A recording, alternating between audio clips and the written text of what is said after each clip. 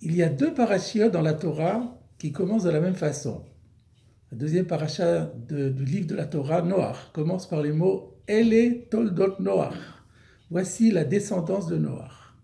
Et cette semaine, nous lirons la parasha Ele Toldot Yitzhak. Voici la descendance de Yitzhak. Curieusement, les deux parashiotes ne portent pas le même nom. La première parasha s'appelle Noach, alors que la parasha de cette semaine, dont on aurait pu s'attendre qu'elle s'appelle Yitzhak, elle s'appelle Toldot, la descendance. Pourquoi cette différence? Il semble que Rashi ait voulu répondre déjà à cette question lorsque Rashi nous dit que elle est Toldot, la descendance dont il est question ici, c'est Yaakov et Esav à Amurim Parasha. Jacob et Ésaü, dont il est question dans la parasha. Qu'est-ce que Rashi a besoin de préciser dont il est question dans la parasha? Rashi vient répondre à une autre question. C'est que dans la parasha de Noach, le héros principal de la parasha, ce ne sont pas les enfants de Noach, Shem, Ham et Yafet, bien qu'on les voit un petit peu de temps en temps, mais le personnage central est bien entendu Noach. Donc la parasha va s'appeler Noach. Mais dans notre parasha, même si Yitzhak apparaît de temps à autre, mais les deux personnages principaux cette fois-ci sont Yaakov et Esav, les descendants de Yitzhak. Mais alors une nouvelle question se pose. Lorsqu'on dit Toldot, on dit simplement les descendants, on ne précise pas les descendants de qui. La semaine dernière, nous avons lu Chaye Sarah. On n'a pas dit que la paracha s'appelle Chaye, qui voudrait dire la vie de, parce que si on ne dit pas de qui on parle, ça n'est pas très évocateur. Donc on a dit Chaye Sarah, la vie de Sarah. Alors là, on aurait dû dire Toldot Yitzhak, la descendance de Yitzhak. Donc pourquoi, quel est le sens d'une paracha dont le simple nom c'est Toldot, la descendance? Pour aborder cette question, il me semble qu'il faut aborder une autre question très difficile sur notre premier verset. Le premier verset de notre paracha pose un énorme problème. Le verset dit, dans son intégralité, voici la descendance de Yitzhak, fils d'Abraham. Abraham a engendré Yitzhak. Était-il nécessaire de préciser que Yitzhak est le fils d'Abraham? Le plus grand des néophytes, le plus grand des béotiens, c'est que Isaac est le fils d'Abraham. Et la Torah, dont on sait que pour elle, chaque terme, chaque lettre est importante, avait besoin de nous rappeler que Yitzhak est le fils d'Abraham. Et ensuite, le doublon. Après nous avoir dit que Yitzhak est le fils d'Abraham, la Torah éprouve le besoin de dire Abraham a engendré Yitzhak. C'est une magnifique tautologie, un pléonasme incroyable. Quelle est la signification de cela? On peut peut-être proposer l'explication suivante.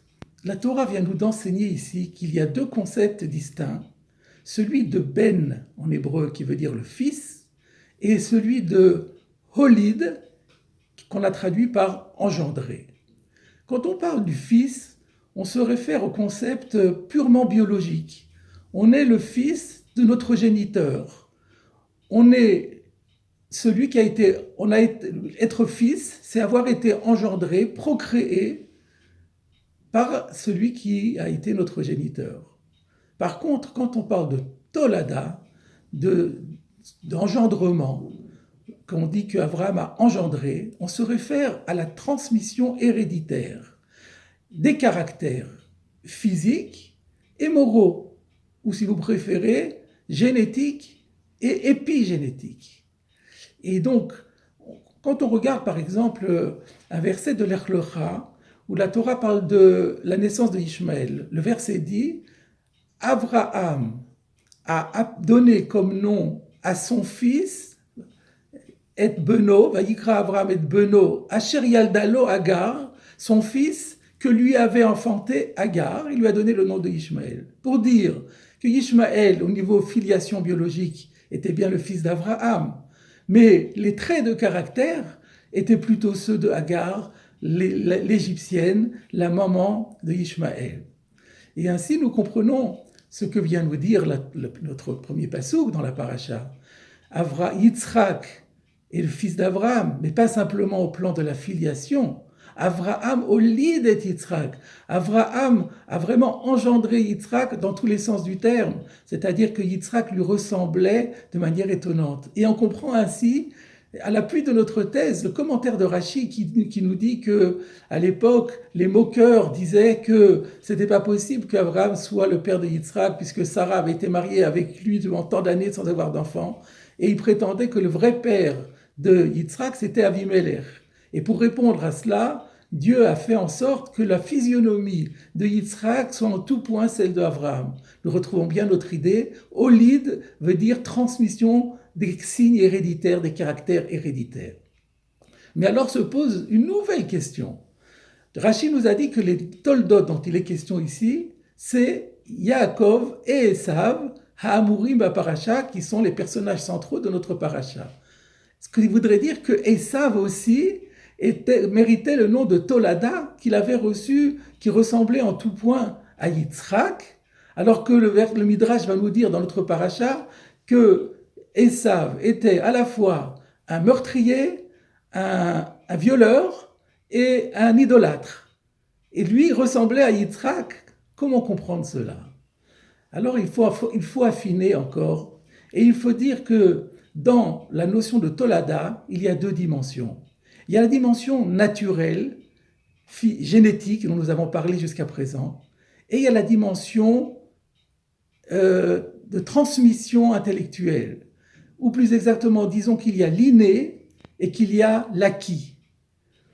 Et donc, au niveau de l'acquis, c'est-à-dire que les parents, quand ils transmettent à leurs enfants, ils essaient de faire en sorte que leurs enfants leur ressemblent.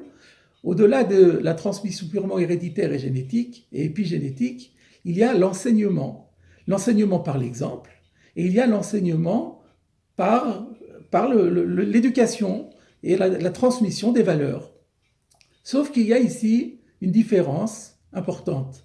C'est que dans tout ce qui est héréditaire et naturel, les choses se font automatiquement sans l'accord de personne. Par contre, lorsqu'il s'agit de l'acquis, on a besoin que l'enseigné participe à l'enseignement, qu'il accepte l'influence de son enseignant, qu'il y mette du sien, qu'il travaille également. Et là intervient toute la différence qu'il y a entre Yaakov et Esav. Yaakov y a mis du sien. Quand Yaakov a vu l'exemple de son père Yitzhak, alors il était absolument éperdu admiratif de son exemple, il a tout fait pour l'imiter. Mais plus encore, lorsque Yitzhak lui donnait des enseignements, et même Abraham, puisque pendant des années, jusqu'à l'âge de 13 ans, Abraham était présent dans la maison, il y avait aussi l'enseignement d'Abraham, Yaakov s'est investi à 100% dans cet enseignement, ce qui n'était pas le cas de Esav. Et lorsque l'enseigné refuse l'enseignement de ses parents, ça peut donner des catastrophes. On peut devenir un meurtrier, on peut devenir un violeur, on peut devenir un idolâtre. Et alors voilà, mes chers amis, la réponse à la toute première question que nous avions posée. Il s'avère que la problématique centrale de notre paracha, c'est la problématique des toldot. Comment faire en sorte de faire que la transmission de nos valeurs passe à nos enfants? Et là, nous avons une leçon qui est: on ne peut pas se contenter de l'exemple que l'on donne. Les choses ne se font pas toutes seules. Il faut s'investir énormément. C'est un travail en permanence, un travail de vigilance, un travail incessant. Et c'est de cette manière que l'on peut arriver à obtenir que notre enfant soit une vraie Tolada, mérite véritablement le nom de Tolada.